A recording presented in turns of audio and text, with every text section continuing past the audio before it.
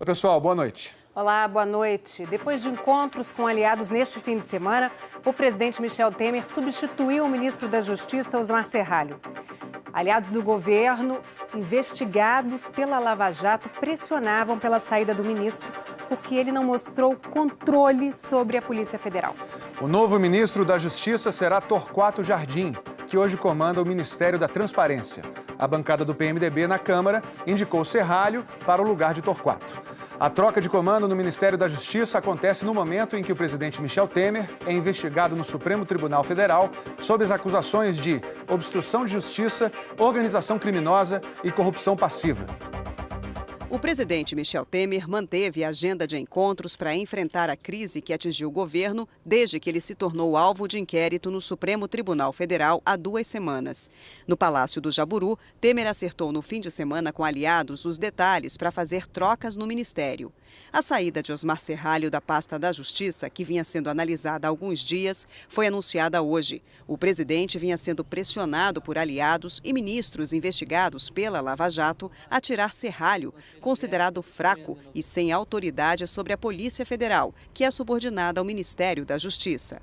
Desde que assumiu o ministério em março, a presença de Serralho trouxe polêmica para dentro do governo. Com menos de um mês no cargo, numa conversa grampeada durante a Operação Carne Fraca, Serralho chamou de grande chefe um dos líderes do suposto esquema de cobrança de propina para evitar a fiscalização de frigoríficos. Na época, o Ministério Público e a Justiça não viram ilegalidade no diálogo. No início de maio, trocou farpas no episódio da demissão do então presidente da FUNAI, que acusou Osmar Serralho de atuar contra o interesse dos povos indígenas. Serralho reagiu, afirmando que a exoneração de Antônio Costa foi por incompetência. Nos grampos da delação da JBS, a divulgação de uma conversa gravada no dia 22 de março entre o empresário Joesley Batista e o senador afastado Aécio Neves, do PSDB, mostra a insatisfação de Aécio com Serralho por não controlar a PF e a Lava Jato. No diálogo, Aécio reclama com Joesley da atuação de Serralho no ministério e defende a saída dele do cargo.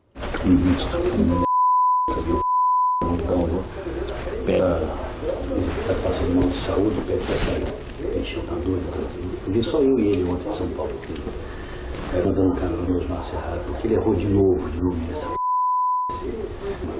porque aí mexia. Vamos tirar esse cara. A última quarta-feira foi decisiva para Serralho. No mesmo dia em que vândalos atearam fogo em prédios na Esplanada, o gabinete do presidente Michel Temer foi surpreendido com uma ligação de uma escrivã da Polícia Federal querendo marcar data, local e hora para interrogar o presidente, que é alvo de inquérito sobre a delação da JBS. A convocação de Temer para depor, sem que isso tenha sido autorizado pelo relator da Lava Jato no Supremo, o ministro Edson Fachin, foi a gota d'água para a saída de Serralho. Ao longo da quarta-feira, a situação dele já era ruim. O governo considerou o ministro ausente, enquanto Brasília vivia em clima de guerra, o que teria deixado Temer mais vulnerável na linha de frente da crise. Mesmo assim, Serralho foi surpreendido com a substituição. Ainda ontem à noite, acertava detalhes da agenda de ministro da Justiça para esta segunda-feira. Osmar Serralho será substituído pelo atual ministro da Transparência, Torquato Jardim.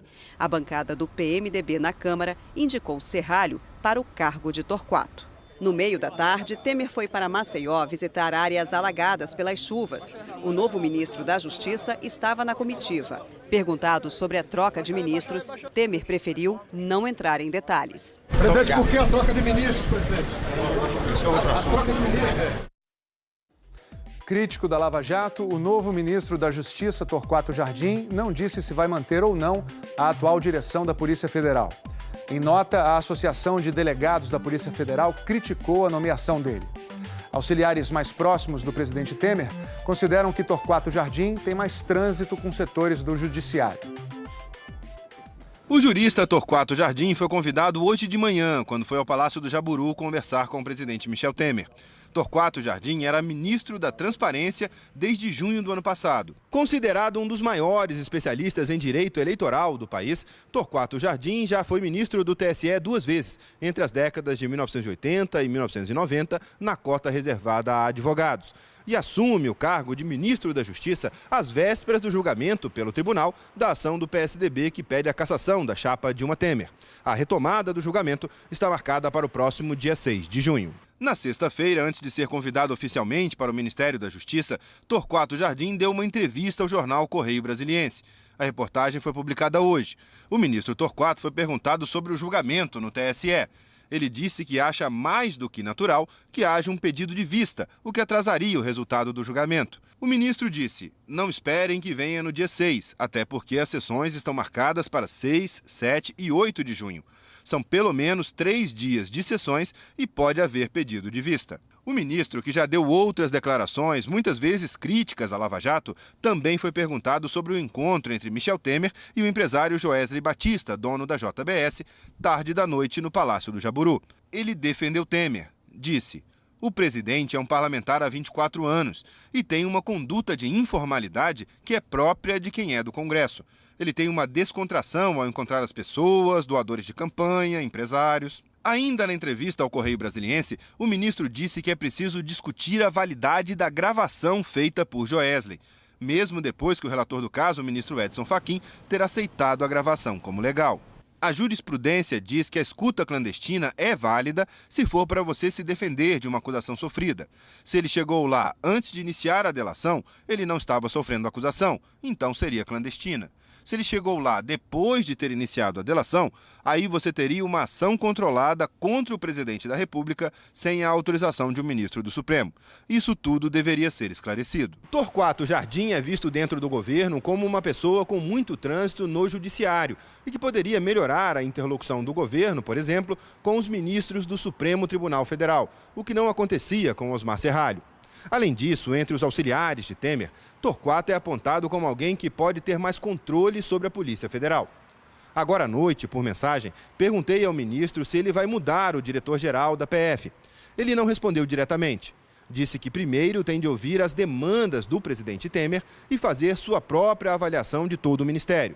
Só depois, ele disse, tomará uma decisão. A nomeação dele já recebeu críticas da Associação Nacional dos Delegados da Polícia Federal. Em nota, os delegados disseram que é natural que qualquer mudança no comando do Ministério da Justiça gere preocupação e incerteza sobre a possibilidade de interferências no trabalho realizado pela Polícia Federal. Olha, a semana foi quente em Brasília. A nossa equipe acompanhou os bastidores de toda essa agitação.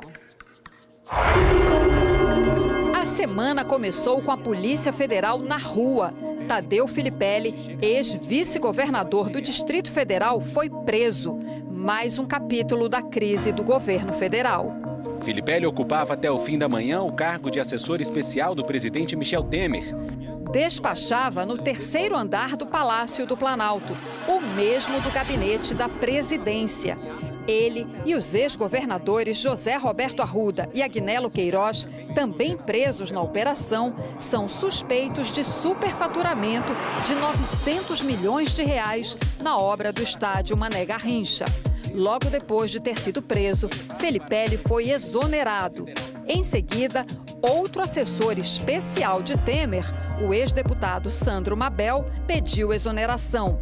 Na semana anterior, já havia sido afastado Rodrigo Rocha Loures, envolvido na delação do empresário Joesley Batista, que desencadeou a crise atual ao gravar uma conversa com Temer em março no Palácio do Jaburu.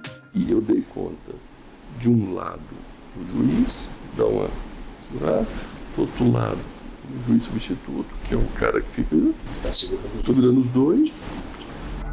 O senador afastado, Aécio Neves, do PSDB, também teve conversas gravadas com o empresário. Ele divulgou um vídeo para se defender. Nessa história, os criminosos não sou eu, nem meus familiares. Os criminosos são aqueles que se enriqueceram às custas do dinheiro público. As revelações feitas pelo empresário acirraram os ânimos. aliados do governo procuravam passar um clima de normalidade. O país não está desorganizado, que o legislativo funciona, que os senhores senadores e senhores deputados estão cumprindo com suas obrigações. A oposição partia para o ataque. Na Comissão de Assuntos Econômicos do Senado, bate-boca na sessão sobre a reforma trabalhista.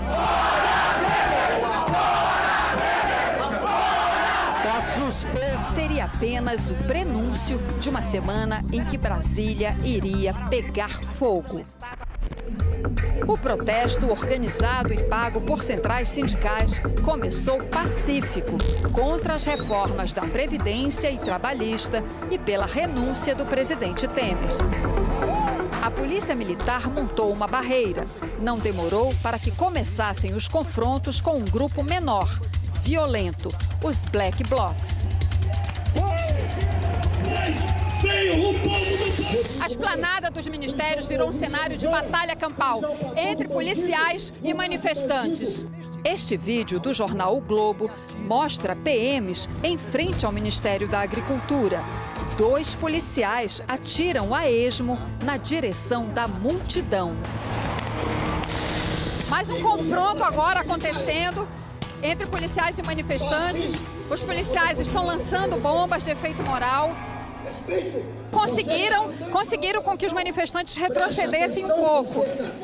Mas grupos de mascarados depredaram 8 ministérios. A fumaça do incêndio no Ministério da Agricultura podia ser vista de longe. A polícia usa balas de borracha, spray de pimenta, cavalaria, helicópteros. Black Blocs revidam com paus, pedras, bombas caseiras. Improvisam barricadas. Por toda a esplanada dos ministérios, o que se viu durante a manifestação foi isso aí. Vários incêndios no gramado da esplanada. De dentro dos ministérios, funcionários gravam vídeos. Vem.